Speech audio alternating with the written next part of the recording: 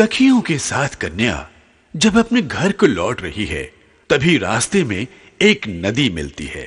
वहां एक मल्लाह बड़े मोहित भाव में कन्या की ओर आकर्षित होकर उससे कुछ सवाल कर रहा है। कन्या भी भारतीय नारी की गरिमा से ओतप्रोत होकर निडर स्वर में उसका जवाब दे रही है।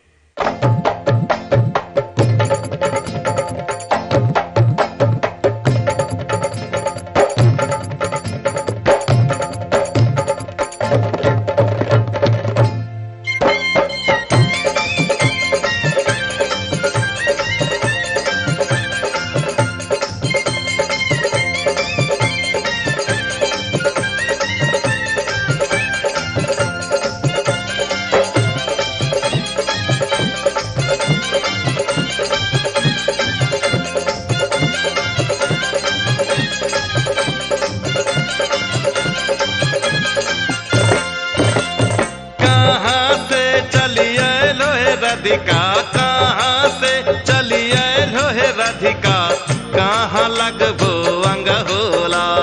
कहाँ से चलिए लोहे राधिका, कहाँ लगबो अंग होला।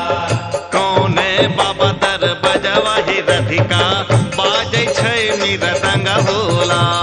कौने बाबा दर बजवाही राधिका, बाजै छै मृदंग होला।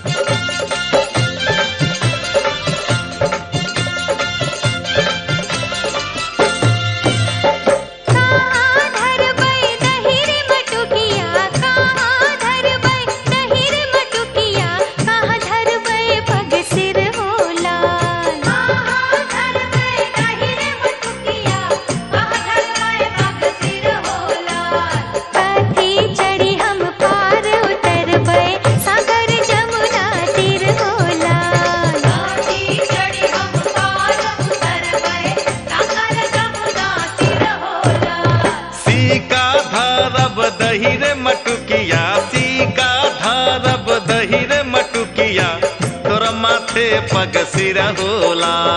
सीका धरब दहीरे मटुकिया, तोर माथे पग सिर होला। नैया चढ़ाए हम पार उतारब, साकर जमुना तीर होला।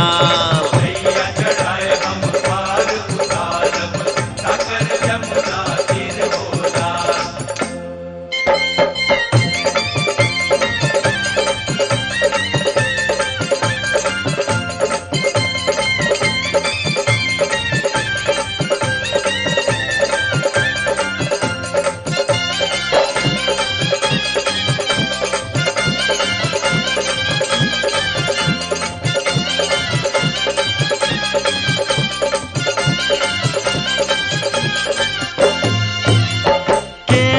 नदिया टप भोहे राधिका, केना के नदिया टप भोहे राधिका, जोर से उठ ले लहर होला।